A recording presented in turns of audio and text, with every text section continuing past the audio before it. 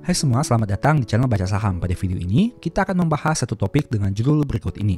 Tapi seperti biasa, semua pembahasan bukan rekomendasi dan hanya informasi. Ingat, kerugian kamu tanggung sendiri ya. Nah, ada satu saham yang mana jika kita lihat dalam jangka panjang, setidaknya untuk data dari tahun 2020 untuk pencapaian labanya selalu mengalami kenaikan hingga data proyeksi di tahun 2025. Bisa kamu lihat untuk data dan informasinya sebagai berikut. Pada tahun 2020, labanya 2 triliun rupiah, naik menjadi 4,1 triliun, naik lagi menjadi 5 triliun, naik menjadi 6,4 triliun, 6,8 triliun, dan pada tahun 2025 dengan data hingga Q2-nya diproyeksikan menjadi 6,9 triliun rupiah.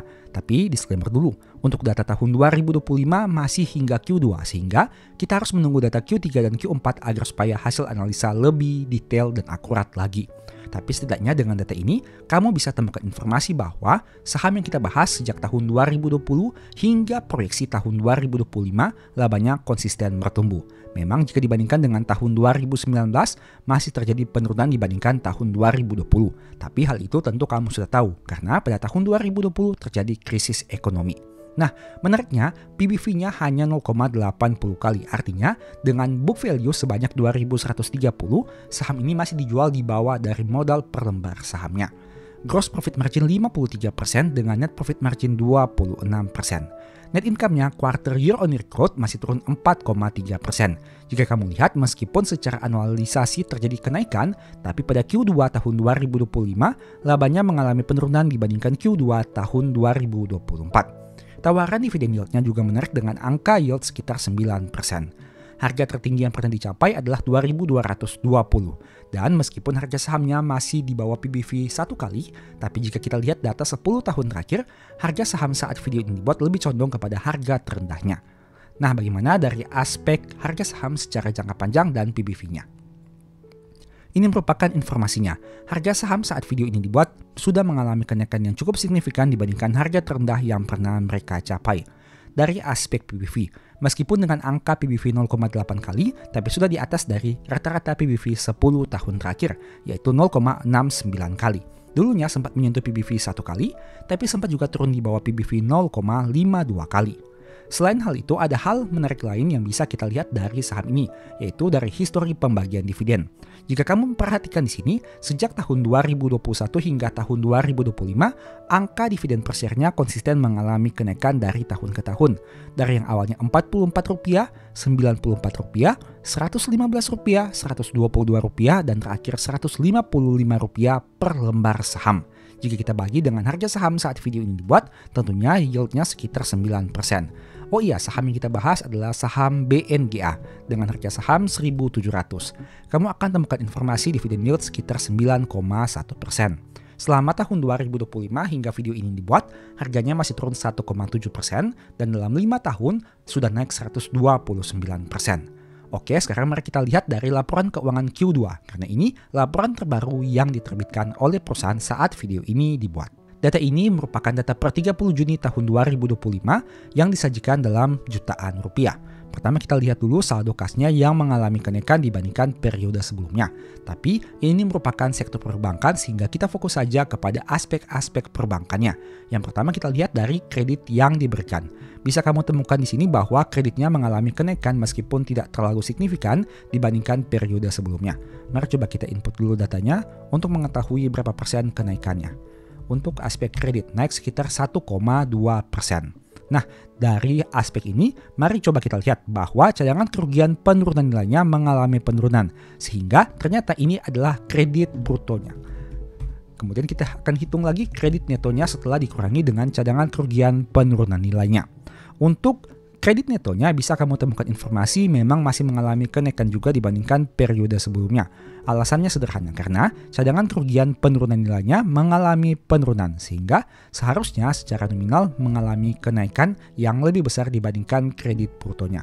Mari coba kita hitung di sini untuk kenaikan secara nominalnya. Kita masukkan dulu datanya, kemudian kita hitung di sini. Nah, kamu temukan informasi bahwa kredit neto naik sekitar 3,2 triliun, sedangkan kredit bruto naik sekitar 2,6 triliun. Alasannya karena terjadi penurunan untuk cadangan kerugian penurunan nilai perusahaan ini. Oke, kemudian kita lihat dari jumlah asetnya. Kita kita akan bandingkan dari sisi jumlah asetnya. Kita input dulu datanya periode sebelumnya dan saat ini. Dari sisi aset, mengalami penurunan sekitar 0,65%. Artinya meskipun kreditnya naik, tapi total asetnya mengalami penurunan. Dari aspek liabilitas, kita lihat untuk komposisi DPK, yaitu giro, tabungan, dan deposito. Pertama kita lihat dulu dari aspek gironya. Kita input data untuk periode saat ini dan periode tahun sebelumnya. Kita copy dulu untuk datanya. Kemudian kita akan lihat berapa persen kenaikannya, karena giro ini mengalami kenaikan dibandingkan periode sebelumnya. Giro naik sekitar 4,6%. Kemudian dari sisi tabungan. Nah, tabungan juga mengalami kenaikan dibandingkan periode sebelumnya. Tabungan naik sekitar 5,4%. Bagaimana dengan deposito? Deposito mengalami penurunan dibandingkan periode sebelumnya. Hal ini menarik karena seharusnya kasa perusahaan akan mengalami kenaikan atau dana murahnya. Deposito turun sekitar 8,27%. Nah, jadi jika kita hitung untuk total kasa perusahaan, jika kita menambahkan saldo giro dan tabungannya, kita akan temukan informasi bahwa kasa perusahaan naik sekitar 4,98% jika saya tidak salah hitung. Silakan kamu cross check lagi dengan menghitung secara manual. Untuk total liabilitas perusahaan mengalami penurunan dibandingkan periode sebelumnya. Kita bisa lihat itu juga disebabkan karena deposito yang mengalami penurunan. Bagaimana dari sisi ekuitasnya? Coba kita lihat sini. Untuk total ekuitas yang perusahaan ini miliki, ekuitas perusahaan ternyata mengalami kenaikan dibandingkan periode sebelumnya dengan komposisi terbesar berasal dari saldo laba perusahaan. Coba kita hitung juga di sini untuk nominal persentase kenaikannya berapa persen. Kita total dulu untuk periode sebelumnya dan periode saat video ini dibuat, yaitu per 30 Juni. Ekuitas naik sekitar 1,09%. Jadi dari data ini bisa kamu temukan beberapa informasi yang cukup menarik. Kasa atau dana murah perusahaan mengalami kenaikan, ekuitas juga mengalami kenaikan, kredit bruto mengalami kenaikan, begitu juga dengan kredit neto. Tapi untuk cadangan kerugian penurunan nilainya mengalami penurunan. Sekarang kita lihat dari aspek laba ruginya.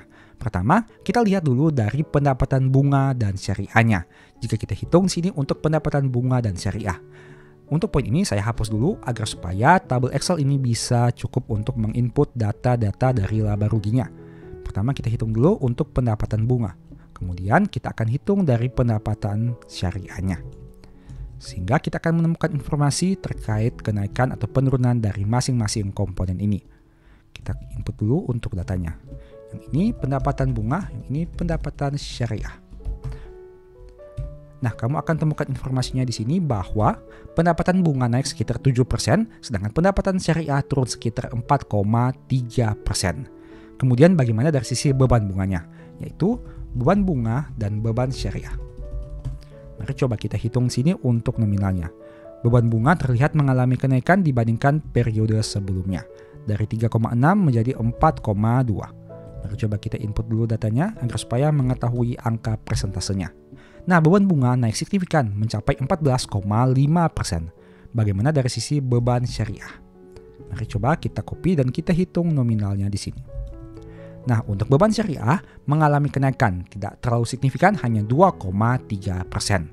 Sehingga pendapatan bunga dan syariah jika kamu lihat mengalami sedikit penurunan meskipun tidak terlalu signifikan dibandingkan periode sebelumnya. Pendapatan bunga dan syariah neto mengalami penurunan sekitar 0,48%. Alasannya sederhana karena meskipun pendapatan bunga mengalami kenaikan, tapi pendapatan syariah mengalami penurunan. Selain itu, beban bunga naik juga cukup signifikan, mencapai 14,5% yang lebih tinggi dibandingkan kenaikan dari sisi pendapatan bunga. Mari coba kita hitung secara nominal berapa besar kenaikan dari beban bunga. Nah, meskipun kenaikan beban bunga tidak terlalu besar jika dibandingkan dengan nominal pendapatan bunga, tapi jika kamu lihat secara persentase mengalami kenaikan yang lebih signifikan.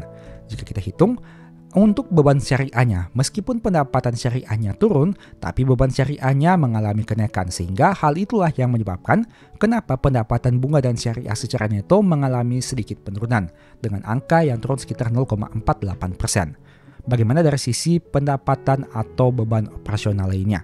Kita lihat beberapa data di sini. Jumlah pendapatan operasional lainnya mengalami penurunan yang cukup signifikan. Mari coba kita lihat untuk datanya, karena hal ini cukup menarik. Dari sisi nominalnya turun cukup signifikan. Nah, untuk pendapatan operasional lainnya. turun sekitar 57%.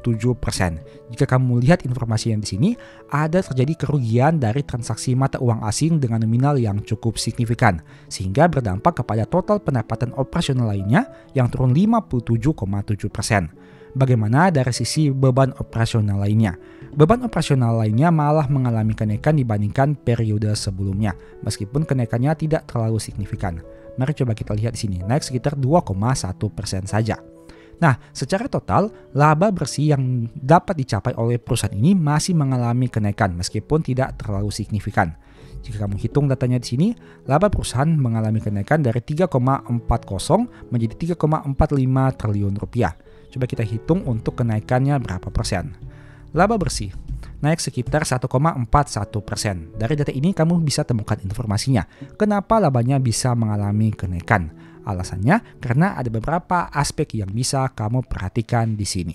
Semoga dengan video ini ada informasi baru yang bisa kamu peroleh. Dan ingat, pembahasan video ini merupakan informasi umum yang bisa diakses dari berbagai sumber dan bukan rekomendasi beli atau jual suatu saham. Saya tidak mengatakan saham yang dibahas bagus atau jelek, karena hal itu harus kamu tentukan sendiri. Mohon juga agar cek lagi data yang ditampilkan, karena bisa saja ada salah input atau salah hitung. Semoga video ini bisa memberikan manfaat kepada kamu. Demikianlah pembahasan singkat pada video ini. Selalu ingat bahwa semua saham dan pembahasan yang ditampilkan bukan rekomendasi dan hanya bersifat edukasi. Segala risiko kerugian menjadi tanggung jawab kamu sendiri. Mohon juga agar dapat mengecek kembali data yang ditampilkan karena bisa saja terjadi kesalahan pengetikan atau pengambilan data. Di video berikutnya ini dibahas materi apa lagi? Tulis di kolom komentar ya. Berikut ini beberapa list ebook baca saham. Pertama, psikologi saham. Kedua, stock for living. Ketiga, strategi nabung saham. Keempat, the stock market. Dan yang kelima, cara analisa laporan keuangan. Info pembelian silahkan chat saja pada nomor WA yang tercantum pada video kali ini. Sebagai informasi, kamu bisa support channel ini dengan cara melakukan pembelian produk apa saja di Shopee menggunakan link yang diklik pada video ini. Produknya bebas. Thank you.